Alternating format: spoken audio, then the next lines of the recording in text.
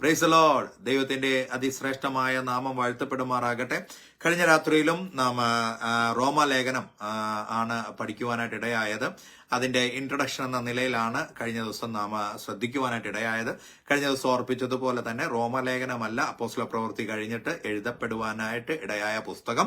ഗലാത്യ ലേഖനമാണ് എഴുതിയത്. ഒന്നാം മിഷണറി യാത്രയിൽ ഗലാത്യ സഭ സ്ഥാപിച്ചതും അവിടുന്ന് പോകേണ്ടതായി വന്നപ്പോൾ ഗലാത്യ സഭയിലുണ്ടായ പ്രശ്നങ്ങളെ കുറിച്ച് എഴുതുവാനായിട്ട് ഇടയായി. അതിന് ശേഷമാണ് തെസ്സലോനിയ ലേഖനങ്ങൾ 1ഉം 2ഉം എഴുതിയത്. അതിനുശേഷം കൊരിന്ത്യ ലേഖനം 1ഉം 2ഉം എഴുതിയതിനു ശേഷമാണ് റോമ ലേഖനം എഴുതുവാനിടയായത് എന്ന് ഓർപ്പിച്ചു. അതുപോലെ തന്നെ താൻ ഇടയ്ക്കിടയ്ക്ക് തന്നെ ജയിൽ അല്ലെങ്കിൽ തടവറയിലാക്കുന്നതായ കാര്യങ്ങൾ സംഭവിക്കാനിടയായപ്പോൾ കാരാഗ്രഹ ലേഖനങ്ങൾ എഴുതപ്പെടുവാനായിട്ട് ഇടയായി. അതുപോലെ തന്നെ മൂപ്പന്മാർക്ക്, അതായത് തിമത്യോസും തീത്തോസും ഓരോ സ്ഥലങ്ങളിൽ ചാർജ് എടുക്കുന്നു എന്നറിഞ്ഞിട്ട് അവർക്ക് വേണ്ടി എഴുതപ്പെടുന്ന ലേഖനങ്ങളെ കുറിച്ചും കഴിഞ്ഞ ദിവസം പറയുവാനായിട്ട് ഇടയായി. ദൈവത്തിന്റെ പരിശുദ്ധാത്മാവാണ് സകലതും മനുഷ്യരിൽ കൂടെ അത് ക്രോഡീകരിപ്പാനിടയായത് എന്ന് പറയുവാനായിട്ട് ഇടയായി. അതുകൊണ്ടാണ് റോമാലേഖനം അപ്പോസ്തല പ്രവൃത്തി കഴിഞ്ഞിട്ട് വരുവാനിടയായത് എന്ന് ഓർപ്പിക്കുവാനിടയായി. കാരണം സുവിശേഷങ്ങൾ അല്ലെങ്കിൽ ചരിത്രങ്ങൾ കഴിഞ്ഞിട്ട് സുവിശേഷം എന്താണ് സുവിശേഷം എന്നത് വെളിപ്പെടുത്തിയിരിക്കുന്നത് റോമാലേഖനത്തിലാണ്. അതിനുശേഷം സഭ എങ്ങനെയാണ് ഒരു സഭ മുന്നോട്ട് പോകേണ്ടത് എന്നുള്ളത് ഓർമ്മപ്പെടുത്തുന്നതാണ് 1 കൊരിന്ത്യ ലേഖനം. അതിനുശേഷം സഭ നടത്തുവാൻ അറിഞ്ഞിരിക്കേണ്ടതായ കാര്യങ്ങളാണ് 2 കൊരിന്ത്യരിലുള്ളത്. സഭ മുൻപോട്ട് പോകുമ്പോൾ കൃപ വിശ്വാസം മാത്രമേ രക്ഷയുള്ളൂ എന്നുള്ളത് ഓർപ്പിക്കുന്നതാണ് ഗലാത്യ ലേഖനം എന്നുള്ളത് പറയുവാനായിട്ടിടയായി. എഫേസ്യ ലേഖനം കർത്താവിന്റെ ശരീരമാകുന്ന സഭയെക്കുറിച്ച് ഓർപ്പിക്കുന്നു. ഫിലിപ്പിയ ലേഖനം ഏകചിന്തയോടെ ഇരിക്കണമെന്ന് ഓർപ്പിക്കുന്നു. ഒരു തലയുണ്ട്, അതുകൊണ്ട് ആ തലയെ നാം ബഹുമാനിക്കണം എന്നുള്ളത് കൊലോസ ലേഖനത്തിൽ ഓർപ്പിക്കുകയാണ്. ഇങ്ങനെ ഇരുന്നാൽ കർത്താവ് വരും, നിങ്ങൾ എടുക്കപ്പെടും. അതുകൊണ്ട് കർത്താവിന്റെ രണ്ടാമത്തെ വരവിനെ കുറിച്ച് തെസ്സലോനിക്ക ലേഖനത്തിൽ ഓർമ്മപ്പെടുത്തുന്നു എന്ന് പറയുവാനായിട്ടിടയായി.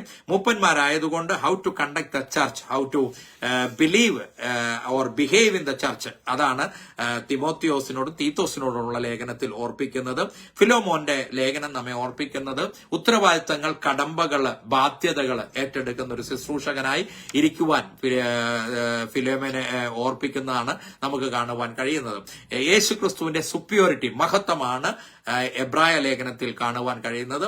യാക്കോബിന്റെ ലേഖനത്തിൽ ആത്മീയ പക്വതയിലേക്ക് പോകണം, ഒരുമിച്ച് കുറവില്ലാത്തവരും സമ്പൂർണരുമായി തീരണമെന്ന് ഓർപ്പിക്കുന്നു.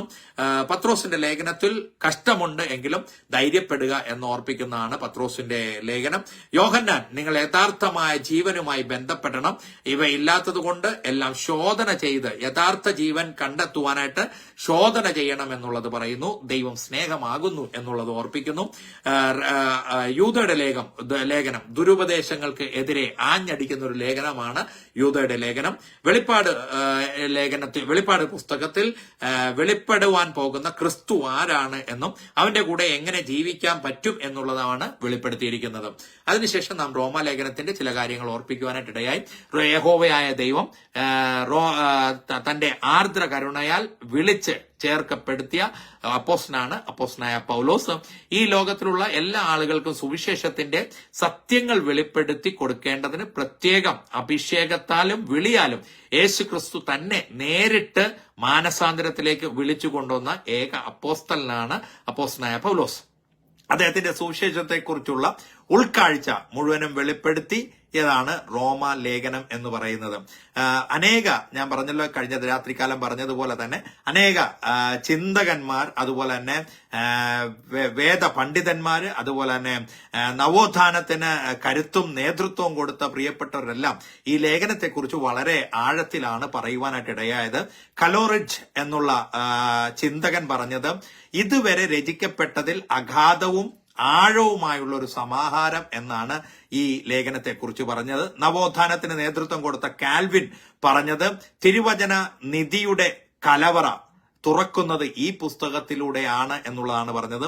മാർട്ടിൻ ലൂതർ പറഞ്ഞത്, പുതിയ നിയമത്തിന്റെ ഏറ്റവും നിർമ്മലമായ സുവിശേഷം രേഖപ്പെടുത്തിയിരിക്കുന്ന പുസ്തകമെന്നാണ് മാർട്ടിൻ ലൂതർ ഇതിനെക്കുറിച്ച് പറഞ്ഞിരിക്കുന്നത്.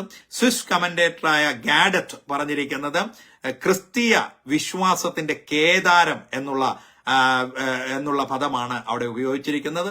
ചില സഭാ പിതാക്കന്മാർ ഈ പുസ്തകം പകർത്തി എഴുതി പലവട്ടം പകർത്തി എഴുതിയിട്ടുണ്ട്. റോമ അതായത് ശാസ്ത്രജ്ഞനായ മൈക്കിൾ ഫാരഡെ മരിക്കുവാൻ കിടന്നപ്പോഴും റോമ ലേഖനം കൊണ്ടുവന്ന് തന്നെ വായിച്ചു കേൾപ്പിക്കാനായിട്ട് പറയുവാനായിട്ട് ഇടയായി. അപ്പോസ്തലനായ പൗലോസ് തന്നെ ഈ റോമാലേഖനത്തെ കുറിച്ച് പറയുന്നത്, ദൈവത്തിന്റെ ധനം, ജ്ഞാനം, അറിവ് എന്നിവയുടെ ആഴമേ എന്നുള്ള അഭിസംബോധനയാലാണ് ഈ ലേഖനത്തെ അപ്പോസ്തലനായ പൗലോസും അഭിസംബോധന ചെയ്യുന്നത്. ഇത് എഴുതിയ കാലഘട്ടം എന്ന് പറയുന്നത് AD 57-58 പൗലോസ് 3-ാം മിഷണറി യാത്രയുടെ അവസാന ഭാഗത്താണ്. അതായത് കൊരിന്ത്യയിലായിരുന്നു. ആ സമയം യെരുശലേമിലേക്കുള്ള വിശുദ്ധന്മാർക്ക് ഒരു ധനശേഖരണം നടത്തിയിട്ട് താൻ കൊരിന്ത്യയിൽ നിന്നും യെരുശലേമിലേക്ക് പോകുന്ന യാത്രയിൽ കപ്പലിൽ വെച്ച് ഫേബ എന്ന സഹോദരിയെ കണ്ടുമുട്ടുകയും ഫേബ അപ്പോൾ റോമിലേക്ക് യാത്ര ചെയ്യുന്ന അവസ്ഥയായിരുന്നു. അന്നത്തെ കാലഘട്ടത്തിൽ യാത്രാമധ്യം അല്ലെങ്കിൽ ആരെങ്കിലും പോകുന്ന ആൾക്കാരുടെ കൈവശം ലേഖനങ്ങൾ അല്ലെങ്കിൽ എഴുത്തുകൾ കൊടുത്തു വിടുക അന്ന് ഒഫീഷ്യൽസിന് മാത്രമേ ഇന്നത്തെ പോസ്റ്റൽ സൗകര്യം പോലെ കപ്പലുകളിൽ അയക്കുന്ന പതിവ് ഉണ്ടായിരുന്നുള്ളൂ. അതുകൊണ്ട് പ്രിയപ്പെട്ടവർക്ക് കത്തുകൾ മുഖാന്തരം അയക്കണമെങ്കിൽ ആരെങ്കിലും പോകുന്ന വ്യക്തി ജീവിതങ്ങളുടെ അടുത്ത് വേണം കൊടുത്തുവിടാൻ. അങ്ങനെ പോകുന്ന യാത്രയിൽ ഫേബയെ കണ്ടുമുട്ടുകയും ഫേബ ഒരു ശുശ്രൂഷക്കാരി ആയിരുന്നു എന്ന് റോമാലേഖനത്തിൽ നമുക്ക് കാണുവാനായിട്ട് കഴിയുന്നു. ഈ ലേഖനം എഴുതി ഫേബയുടെ കൈവശം റോമിലേക്ക് കൊടുത്തുവിടുകയാണ്. 15-ാം അധ്യായം 15-ാം അധ്യായം 22 മുതൽ 29 വരെയുള്ള റോമാലേഖനം 15-ന്റെ 22 മുതൽ 29 വരെയുള്ള വാക്യങ്ങൾ വായിക്കുമ്പോൾ അതിന്റെ തെളിവ് നമുക്ക് ലഭിക്കുവാനായിട്ട് ഇടയാകും. അതുപോലെ തന്നെ 16-ാം അധ്യായം 1-ഉം 2-ഉം വാക്യം വായിക്കുമ്പോൾ അവിടെ പറയുന്നുണ്ട്, ഫേബയെ യോഗ്യമാവണ്ണം കൈക്കൊള്ളണം. അത് അപ്പോസ്തലനായ പൗലോസ് കൊരിന്ത്യയിലായിരുന്നപ്പോൾ പറയുകയാണ്. ഗായോസിന്റെ വീട്ടിൽ താമസിക്കുന്ന സമയത്താണ് 16-ന്റെ 23-ൽ അവിടെ എഴുതുന്നു, ഗായോസിന്റെ വീട്ടിലാണ് താൻ താമസിക്കുന്നത്. അപ്പോൾ ഫേബയെ ശുശ്രൂഷയ്ക്ക് യോഗ്യമാവണ്ണം കൈക്കൊള്ളണം എന്ന് പറയുന്നു. ഫേബ ഒരു ശുശ്രൂഷക്കാരി എന്ന് പറയുന്നതിന്റെ അർത്ഥം അധ്യക്ഷ സ്ഥാനത്തേക്ക് കൊണ്ടുവന്നു എന്നുള്ളതല്ല. ഫേബയുടെ ശുശ്രൂഷ തന്നെ ഇപ്രകാരമുള്ള ഒരു ശുശ്രൂഷ ആയിരുന്നതിലാണ് ശുശ്രൂഷക്കാരത്തി എന്ന പദത്തിൽ അവിടെ ഓർപ്പിക്കുവാനായിട്ട് ഇടയായത്. ഇത് പറഞ്ഞുകൊടുത്ത് എഴുതിയ ഒരു ലേഖനമാണ്. അപ്പോസ്തലനായ പൗലോസ് താൻ പറഞ്ഞിട്ട് തെർത്തോസ് ആണ് ഈ ലേഖനം എഴുതിയത്. അതിന് 16-ാം അധ്യായം 22-ാം വാക്യം നമുക്ക് വായിക്കാം. റോമർ 16-ന്റെ 22. ഈ ലേഖനം എഴുതിയ തെർത്തോസ് എന്ന ഞാൻ. അപ്പൊ ആരാണ് എഴുതിയതെന്ന് നമുക്ക് കാണുവാനായിട്ട് കഴിയുകയാണ്. എന്നിട്ട് അതിന്റെ അടുത്ത വാക്യത്തിൽ അവിടെ അതിന് താഴ്ത്തോട്ടുള്ള വാക്യത്തിൽ നമുക്ക് കാണുവാൻ കഴിയുന്നു പൗലോസിന്റെ ഒരു ഒപ്പ്, താൻ പറഞ്ഞത് അനുസരിച്ചാണ് എഴുതിയെന്നുള്ളതിന്റെ ഒരു സിഗ്നേറ്ററി താനാണ് എന്നുള്ളത് അവിടെ രേഖപ്പെടുത്തിയിരിക്കുന്നത് നമുക്ക് കാണുവാനായിട്ട് കഴിയും. നേരത്തെ പറഞ്ഞതുപോലെ ഫേബയാണ് ഇത് റോമിൽ എത്തിച്ചു കൊടുത്തത്. റോമിൽ എങ്ങനെ സഭയുണ്ടായി എന്ന് ചോദിച്ചാൽ റോമിലെ സഭ സ്ഥാപിച്ചത് അപ്പോസ്തലനായ പൗലോസ് അല്ല. കാരണം പൗലോസ് ഇതുവരെ റോമിൽ പോയിട്ടില്ല. പലവട്ടം നിങ്ങളുടെ അടുക്കൽ വരുവാൻ വാഞ്ചിച്ചു. പക്ഷേ അപ്പോസ്തല പ്രവൃത്തി 2-ാം അധ്യായം 10-ാം അധ്യായത്തിൽ നമുക്ക് കാണുവാൻ കഴിയുന്നു, പെന്തക്കോസ്ത് നാളിൽ റോമിൽ നിന്ന് വന്ന കുറെ പേർ പരിശുദ്ധാത്മാവിന്റെ അഭിഷേകം കാണുകയും പത്രോസിന്റെ പ്രസംഗം കേൾക്കുകയും മാനസാന്തരപ്പെടുകയും ചെയ്തു. ഇവർ മടങ്ങിപ്പോയപ്പോൾ ക്രൈസ്തവ വിശ്വാസം സ്ഥാപിച്ച് ആചരിക്കുകയും ചെയ്തു. അതുകൂടാതെ പൗലോസിന്റെ കുറെ സ്നേഹിതന്മാര് അവിടെ ഉണ്ടായിരുന്നു. അതുകൊണ്ടാണ് അവിടെ പൗലോസ് പറയുന്നുണ്ട് റോമിലെ വീട്ടിലെ സഭ എന്നുള്ളത് രേഖപ്പെടുത്തിയിരിക്കുന്നു. 16-ാം അധ്യായം അതിന്റെ 3-ാം വാക്യം വായിക്കുമ്പോൾ അക്കില്ലാവും പ്രിസ്കില്ലയെ കുറിച്ച് പറയുമ്പോൾ അവിടെ പറയുന്നു വീട്ടിലെ സഭ. ഒന്ന് വായിക്കാം 16-ന്റെ 3.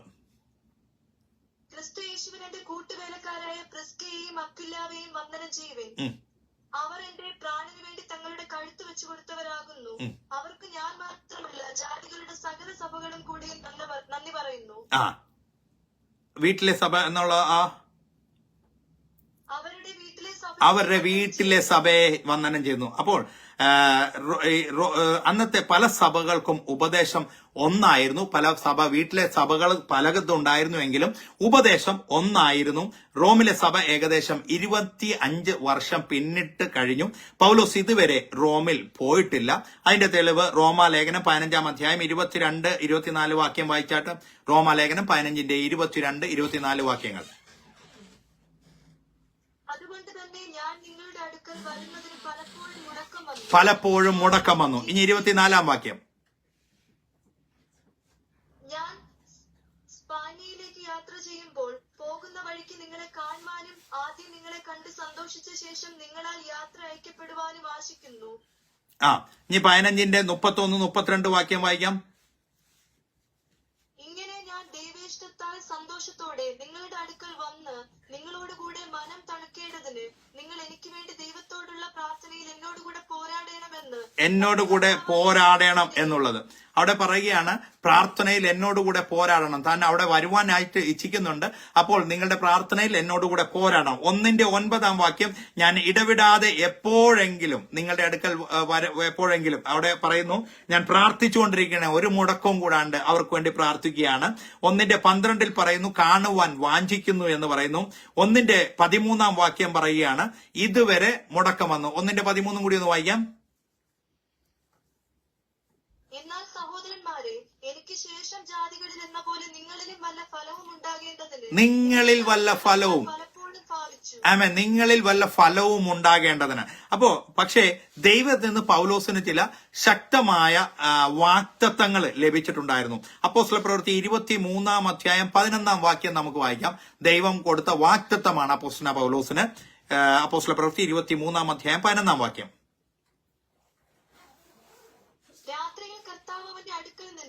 ധൈര്യമായിരിക്കുക, നീ എന്നെ കുറിച്ച് യെരുശലേമിൽ സാക്ഷീകരിച്ചതുപോലെ റോമയിലും സാക്ഷീകരിക്കേണ്ടതാകുന്നു എന്ന് നോക്കിയേ, അതാണ് വാഗ്ദത്തം. നീ എന്നെ കുറിച്ച് യെരുശലേമിൽ സാക്ഷീകരിച്ചതുപോലെ തന്നെ റോമയിലും സാക്ഷീകരിക്കേണ്ടതാകുന്നു എന്ന് അവിടെ പറഞ്ഞു. അപ്പൊ വാഗ്ദത്തം ലഭിച്ചപ്പോൾ എന്ത് ചെയ്തു? റോമാലേഖനം 15-ാം അധ്യായം 30-31 വാക്യത്തിൽ പറയുകയാണ്, പ്രാർത്ഥനയിൽ പോരാടി. ഈ വാഗ്ദത്തം ഒന്ന് നിറവേറാൻ വേണ്ടി പ്രാർത്ഥനയിൽ പോരാടി. എന്തിനാണ് റോമിൽ പോകുവാൻ താൻ ഇത്രയധികം ആഗ്രഹിച്ചത്? കർത്താവ് പറഞ്ഞതുകൊണ്ട് മാത്രമാണോ റോമിൽ പോകുവാൻ താൻ ഇത്രയധികം ആഗ്രഹിച്ചത് എന്ന് നമുക്ക് നോക്കാം.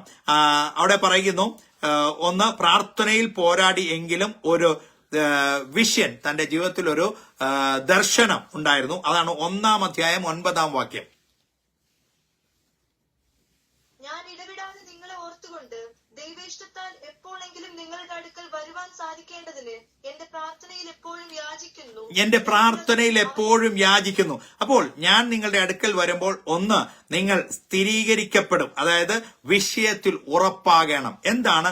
ഏത് വിഷയത്തോടുള്ള ബന്ധത്തിലാണ് ഉറപ്പാകേണ്ടത്?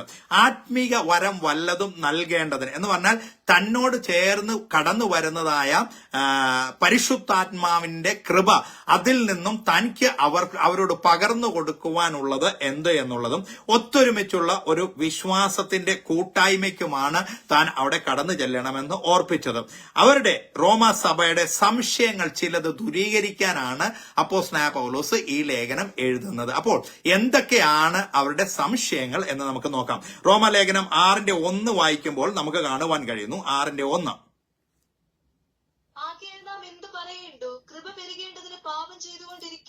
അപ്പോ ഇവരുടെ ഒന്നാമത്തെ വിഷയം എന്ന് പറഞ്ഞാൽ കൃപ പെരുകേണ്ടതിന് പാപം ചെയ്തുകൊണ്ടിരിക്കുക എന്നോ. അപ്പോ കൃപ നമ്മെ ശിക്ഷിച്ച് വളർത്തുന്നു, രക്ഷയിലേക്ക് നടത്തുന്നു.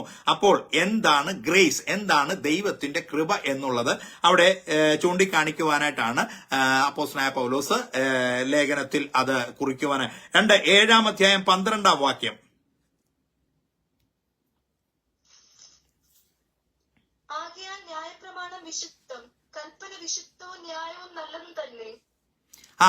ആകയാൽ വിശ്വാസം, ന്യായപ്രമാണം വിശുദ്ധം, കൽപ്പനയും വിശുദ്ധവും ന്യായവും നല്ലതും തന്നെ. പിന്നെ എന്തിനാണ് സുവിശേഷം? നല്ല ചോദ്യങ്ങളാണ്. ഇതേ രീതിയിലുള്ള ചോദ്യങ്ങളായിരുന്നു റോമിലെ സഭയ്ക്കുണ്ടായിരുന്നത്. അടുത്ത ചോദ്യം എന്ന് പറഞ്ഞാൽ 4-ാം അധ്യായം 1-2 വാക്യം വായിക്കുമ്പോൾ, എന്നാൽ നമ്മുടെ പൂർവ്വപിതാവായ അബ്രഹാം ജഡപ്രകാരം എന്ത് പ്രാപിച്ചു എന്ന് പറയേണ്ടു? അബ്രഹാം പ്രവൃത്തിയാൽ നീതീകരിക്കപ്പെട്ടു എങ്കിൽ അവന് പ്രശംസിപ്പാൻ സംഗതിയുണ്ട്. അപ്പൊ അടുത്ത ചോദ്യം എന്ന് പറഞ്ഞാൽ അബ്രഹാം പ്രവൃത്തിയാൽ നീതീകരിക്കപ്പെട്ടു. അപ്പോൾ പിന്നെ അതുകൊണ്ട് ആ സമയം യേശു ഇല്ലായിരുന്നു, ന്യായപ്രമാണം ഇല്ലായിരുന്നു. മോശയുടെ ന്യായപ്രമാണം ദൈവം കൊടുത്ത ഫൈനൽ വെളിപ്പാടാണ്. പിന്നെ എങ്ങനെയാണ് വെളിപ്പാട് ഉണ്ടായത്? പാപത്തെ അതിജീവിക്കുവാൻ സ്നാനപ്പെട്ട് പാപം ചെയ്യാനുള്ള പ്രവണത വരുന്നുണ്ടല്ലോ. അതുകൊണ്ട് 6-ാം അധ്യായം 1-ാം വാക്യത്തിൽ ഇനി പാപം നമ്മുടെ മേൽ വാഴരുത് എന്ന് പറയുന്നത് എങ്ങനെ എന്നുള്ളത് അടുത്ത ചോദ്യമാണ്. 4-ാമത്തേത് നമ്മിൽ സ്വർഗീയ പൗരത്വമുള്ളവരാണ് എന്ന് പറയുന്നു എങ്കിൽ അങ്ങനെയെങ്കിൽ ഈ രാജ്യത്തിന്റെ നിയമങ്ങൾ നാം അനുസരിക്കണമോ എന്ന് പറഞ്ഞാൽ ഈ പൗരത്വം നാം എല്ലാം സ്വർഗീയ പൗരത്വമുള്ളവരാണ് എന്ന് പറയുമ്പോൾ നാം ഈ ലോകത്തായിരിക്കുമ്പോൾ ഈ ലോകത്തിൻ്റെതായ നിയമങ്ങൾ നാം അനുസരിക്കണമോ എന്നുള്ളതാണ് അടുത്ത ചോദ്യം.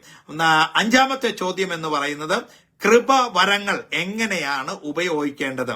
പരിശുദ്ധാത്മാവിന്റെ നൽവരങ്ങൾ ഏത് വിധത്തിലാണ് ഓപ്പറേറ്റ് ചെയ്യേണ്ടത് എന്നുള്ളത്. ഇതുപോലെയുള്ള ധാരാളം സംശയങ്ങൾ ദൂരീകരിച്ച് കൃത്യമായ സുവിശേഷം എന്താണെന്ന് പഠിപ്പിക്കുന്നതാണ് റോമാലേഖനം എന്നുള്ളത്. ഇതിന്റെ കീ വേഴ്സ്, അതായത് ഈ ലേഖനത്തിന്റെ പൊതുവായ ഏറ്റവും അനുയോജ്യമായ ഒരു വാക്യം എന്ന് പറയുന്നത് 1-ാം അധ്യായം 16-17 വാക്യങ്ങളാണ്. ഒന്ന് വായിക്കാം. സുവിശേഷത്തെക്കുറിച്ച് എനിക്ക് ലജ്ജയില്ല. വിശ്വസിക്കുന്ന ഏവനും ആദ്യം യഹൂദനും പിന്നെ യവനനും അത് രക്ഷയ്ക്കായി ആദ്യം യഹൂദനും പിന്നെ യവനനും ദൈവരക്ഷയ്ക്കായി കാരണമാകുന്നു. ദൈവശക്തിയാകുന്നുവല്ലോ. അപ്പോൾ ഇതെല്ലാം ഇത്രയേറെ കാര്യങ്ങളാണ് ഇവിടം വരെ നാം ചിന്തിക്കുവാനായിട്ട് ഇടയാകുന്നത്. ഏത് വിഷയത്തിനും അതിന്റെ ടേംസ് ഉണ്ട്, അതായത് ഒരു തിയറി ഉണ്ട്. ഇപ്പൊ ഡ്രൈവിംഗ് ആണെങ്കിൽ ABC എന്ന് പറയുന്നത് പോലെ തന്നെ, അതായത് അക്സലറേഷൻ, ബ്രേക്ക്, ക്ലച്ച് എന്നുള്ളത് നാം പഠിക്കുന്നത് പോലെ തന്നെ ഈ വിഷയത്തോടുള്ള ബന്ധത്തിലും നമുക്ക് നമ്മുടെ മനസ്സിൽ ഇത് ഒരു ബിബ്ലിക്കൽ ടേംസ് നമ്മുടെ ജീവിതത്തിൽ കടന്നു വരണം. അതായത് ചില വാക്കുകൾ ഏറ്റവും കൂടുതൽ നമുക്ക് കാണുവാനായിട്ട് കഴിയും. ഒന്ന്, സുവിശേഷം എന്ന പദം, രക്ഷ എന്നുള്ള വാക്ക്, വിശ്വാസം എന്ന വാക്ക്, ദൈവത്തിന്റെ നീതി, ദൈവശക്തി, പിന്നെ വെളിപ്പെടുന്നു, നീതിമാൻ ജീവിക്കും. ഇത്രയേറെ വാക്യങ്ങൾ നമുക്ക് ഈ ലേഖനത്തിൽ ഉടനീളം കാണുവാനായിട്ട് കഴിയും. ഇനിയും മുന്നോട്ട് പോകുമ്പോൾ കൂടുതൽ വാക്കുകൾ നമ്മുടെ ശ്രദ്ധയിൽ വരും. കൃപ, മഹത്വം, തേജസ്, കൃപാദാനം, വിശുദ്ധീകരണം, തേജസ്കരണം, മുന്നറിവ്, ശമ്പളം എന്നുള്ള വാക്കുകൾ നമുക്ക് കാണുവാനായിട്ട് കഴിയും. പൗലോസിന്റെ സുവിശേഷം എന്ന് പറഞ്ഞാൽ സുവിശേഷത്തെ കുറിച്ച് എനിക്ക് ലജ്ജയില്ല എന്നുള്ളതാണ് അപ്പോസ്തലനായ പൗലോസ് പറയുന്നത്. ഈ പുസ്തകം വായിക്കുമ്പോൾ ഏറ്റവും കൂടുതൽ തട്ടി വീഴുവാൻ പോകുന്ന ചില പദങ്ങളാണ് വിശ്വാസം. 16 അധ്യായങ്ങളിൽ 60-ലധികം പ്രാവശ്യം വിശ്വാസം എന്ന പദം ഉപയോഗിക്കുന്നുണ്ട്. നീതീകരണം, റൈറ്റിയസ്നെസ് ആൻഡ് ജസ്റ്റിഫിക്കേഷൻ, 2 പദങ്ങളാണ് ഇംഗ്ലീഷിൽ നീതീകരണത്തിന് വേണ്ടി കൊടുത്തിരിക്കുന്നത്. അതും 60-ലധികം പ്രാവശ്യം അത് എഴുതിയിരിക്കുന്നത് കാണുവാനായിട്ട് കഴിയും. വിശ്വാസത്തിലുള്ള നീതീകരണവും നീതിമാൻ വിശ്വാസത്താൽ ജീവിക്കും എന്നുള്ളതും നമുക്കവിടെ കാണുവാനായിട്ട് കഴിയുകയാണ്. മറ്റ് സുവിശേഷങ്ങളും പൗലോസിന്റെ സുവിശേഷവും തമ്മിലുള്ള വ്യത്യാസം, ഇത് മത്തായി, മർക്കോസ്, ലൂക്കോസ്, യോഹന്നാൻ എന്നീ സുവിശേഷം പോലെ തന്നെ ഇതിനെ നമുക്ക് പൗലോസിന്റെ സുവിശേഷം എന്ന് പേര് വിളിക്കാവുന്നതാണ്. കാര്യം ഈ റോമാലേഖനം എന്തിനെ കുറിക്കുന്നു എന്നുള്ളത്, അല്ലെങ്കിൽ എന്താണ് താൻ അതിന്റെ അടിസ്ഥാനത്തിന്മേൽ ചിന്തിക്കുന്നത് എന്നുള്ളത് പൗലോസിന്റെ ആഴത്തിലുള്ള മുന്നറിവാണ് നമ്മെ പഠിപ്പിക്കുന്നത്. മറ്റു സുവിശേഷങ്ങളിൽ യേശു ഈ ലോകത്തിൽ ജീവിച്ചത് എങ്ങനെയാണ് എന്നാണ് മത്തായി, മർക്കോസ്, ലൂക്കോസ്, യോഹന്നാൻ എഴുതിയ സുവിശേഷത്തിൽ കാണുന്നത്. പൗലോസിന്റെ സുവിശേഷം, റോമാലേഖനം നമ്മോട് പറയുന്നത് യേശു ഈ ലോകത്തിൽ വന്ന് ജീവിച്ചതുകൊണ്ട്, മരിച്ചതുകൊണ്ട്, ഉയർത്തെഴുന്നേറ്റതുകൊണ്ട്, സ്വർഗത്തിൽ പോയതുകൊണ്ട് നമുക്ക് ഉള്ള ഗുണത്തെയാണ് റോമാലേഖനത്തിൽ നമ്മെ പഠിപ്പിക്കുന്നത്. പൗലോസ് പിന്നീട് കൊരിന്ത്യ ലേഖനത്തിൽ ഗോസ്പൽ അത് ഡിഫൈൻ ചെയ്ത് പറയുന്നുണ്ട് എന്താണ് സുവിശേഷം എന്നുള്ളത്. അപ്പോ all were happened as per the scriptures. ഇതെല്ലാം സംഭവിച്ചത് തിരുവെഴുത്തുകളിൻ പ്രകാരമാണ് എന്നുള്ളത് അപ്പോസ്തലനായ പൗലോസ് അതിശക്തമായിട്ട് എഴുതിയിരിക്കുന്നതാണ് ഈ സുവിശേഷം എന്ന് ഒന്നുകൂടി ഓർപ്പിക്കട്ടെ. ഈ യേശു മരിച്ചത് നമുക്ക് ഓരോരുത്തർക്കും വേണ്ടിയാണ്. താൻ മരിക്കേണ്ടതിന് പകരം നാം ഓരോരുത്തരും മരിക്കേണ്ടതിന് പകരം കർത്താവായ യേശു ക്രിസ്തു നമുക്ക് വേണ്ടി മരിക്കുവാനായിട്ട് ഇടയായി. 16 അധ്യായങ്ങൾ അടങ്ങിയതാണ് റോമാലേഖനം. 3 ഗ്രൂപ്പുകളായിട്ട് ഇതിനെ തരംതിരിക്കാം. 1 മുതൽ 11 ചാപ്റ്റർ വരെ, 11 അധ്യായങ്ങൾ വരെ തിയറിയാണ്. തിയറി എന്ന് പറഞ്ഞാൽ തിയറിയും പ്രാക്ടിക്കലുമായിട്ട് നമുക്ക് വളരെയധികം പരിചയമുള്ളതാണ്. 1 മുതൽ 11 വരെയുള്ള ചാപ്റ്റേഴ്സ് അത് തിയറിയാണ്. 12 മുതൽ 16 വരെയുള്ള ചാപ്റ്റേഴ്സ് അത് പ്രാക്ടിക്കലാണ്. തിയറിയിൽ to teach the basic doctrines of the gospel, ഉപദേശങ്ങൾ എങ്ങനെയാണ് എന്നുള്ളത് പഠിപ്പിച്ചു തരുന്നതാണ് 1 മുതൽ 11 വരെയുള്ള അധ്യായങ്ങൾ. പ്രാക്ടിക്കൽ എങ്ങനെയാണ് ഈ തിയറി സഭയ്ക്കകത്ത് ഇംപ്ലിമെന്റ് ചെയ്യുന്നത് എന്ന് പഠിപ്പിച്ചു തരുന്നതാണ്. 1 മുതൽ 8 വരെയുള്ള ചാപ്റ്റേഴ്സിൽ how the gospel saves a person, എങ്ങനെയാണ് ഈ സുവിശേഷം ഒരാളെ രക്ഷയിലേക്ക് നടത്തുന്നതെന്ന് 1 മുതൽ 8 വരെയുള്ള അധ്യായങ്ങളിൽ കാണുവാനായിട്ട് കഴിയുന്നു. 9, 10, 11 അത് അനുബന്ധമാണ്. നേരത്തെ എഴുതിയ ആ അധ്യായങ്ങളോടുള്ള ബന്ധത്തിൽ സുവിശേഷത്താലുള്ള രക്ഷ യഹൂദനും എങ്ങനെ ബാധിക്കുന്നു എന്നുള്ളതാണ് 8 മുതൽ 11 വരെയുള്ള അധ്യായങ്ങളിൽ പറയുന്നത്. 12 മുതൽ 16 വരെയുള്ള അധ്യായങ്ങളിൽ ഒരാൾ സുവിശേഷം സ്വീകരിച്ചാൽ എങ്ങനെ രൂപാന്തരപ്പെടുത്തും എന്നുള്ളതാണ് അവിടെ പറയുവാനായിട്ട് ഇടയാകുന്നത്. അതുകൊണ്ട് നാളെ നമുക്ക് അതിൻ്റെതായ ഈ പുസ്തകത്തിൽ 5 കാര്യങ്ങൾ പ്രധാനമായി പറയുന്നത് നമുക്ക് അതിന്റെ ആഴത്തിൽ നമുക്ക് ചിന്തിക്കുവാനായിട്ട് കഴിയും. അതിലെ ഒന്നാമത്തെ കാര്യം സിൻ, പാപം എന്ന വിഷയത്തെക്കുറിച്ചാണ് ഒന്നാമതായിട്ട് പറയുന്നത്. രണ്ടാമതായിട്ട് സാൽവേഷൻ, രക്ഷ എന്ന വിഷയത്തെ ആസ്പദമാക്കിയാണ്. മൂന്നാമതായിട്ട് സാങ്ക്ടിഫിക്കേഷൻ, വിശുദ്ധീകരണം എന്ന വാക്കാണ് ഈ ലേഖനത്തിൽ കൂടെ നമുക്ക് കാണുവാനായിട്ട് കഴിയുന്നത്. നാലാമതായിട്ട് സോവറിറ്റി, ദൈവത്തിന്റെ പരമാധികാരം എങ്ങനെയാണ് അത് വിനിയോഗിക്കുന്നത് എന്ന് പഠിപ്പിക്കുന്നതാണ്. അഞ്ചാമതായിട്ട് സർവീസ്, തേജസ്കരണം അല്ലെങ്കിൽ ശുശ്രൂഷ എന്നുള്ള പദമാണ്. ഈ 5 കാര്യങ്ങളെ കുറിച്ചാണ് അടുത്ത ദിവസം നാളെ നമുക്ക് ചിന്തിക്കുവാനായിട്ട് കഴിയുന്നത്. അതിനെക്കുറിച്ച് നമുക്ക് ഒരു ഷോർട്ട് ഡിസ്ക്രിപ്ഷൻ കൊടുത്തിട്ട് ഓരോന്നിനെ കുറിച്ച് ആഴമായിട്ട് നമുക്ക് ചിന്തിക്കുവാനായിട്ട് കഴിയും. അതുകൊണ്ട് നമുക്ക് ഓരോ അധ്യായം വെച്ച് അത് കവർ ചെയ്യുവാനായിട്ട് നമുക്ക് സാധിക്കും. ആയതിലേക്ക് അപ്പൊ ഇന്നും അതിൻ്റെതായ ഒരു ഇൻട്രഡക്ഷൻ ആയിട്ട് മാത്രം കൂട്ടിയാൽ മതി. നാളെ മുതലാണ് നമ്മുടെ യഥാർത്ഥമായ റോമാലേഖനത്തിന്റെ പ്രവേശനം ലഭിക്കുന്നത്. വളരെ അനുഗ്രഹിക്കപ്പെട്ട പഠനമായതുകൊണ്ട് മുടങ്ങാതെ ഇത് കാണണം, പ്രാർത്ഥിക്കണം. ഏറ്റവും അനുഗ്രഹിക്കപ്പെട്ട നിലയിൽ അത് മുന്നോട്ട് കൊണ്ടുപോകാൻ ദൈവമായ കർത്താവ് നമ്മെ സഹായിക്കുമാറാകട്ടെ. കണ്ടു വന്ന എല്ലാ പ്രിയപ്പെട്ടവർക്കും കർത്താവായ യേശുക്രിസ്തുവിന്റെ നാമത്തിൽ സ്നേഹവും വന്ദനവും അറിയിക്കുന്നു. കർത്താവ് നമ്മെ ഓരോരുത്തരെ അനുഗ്രഹിക്കുമാറാകട്ടെ.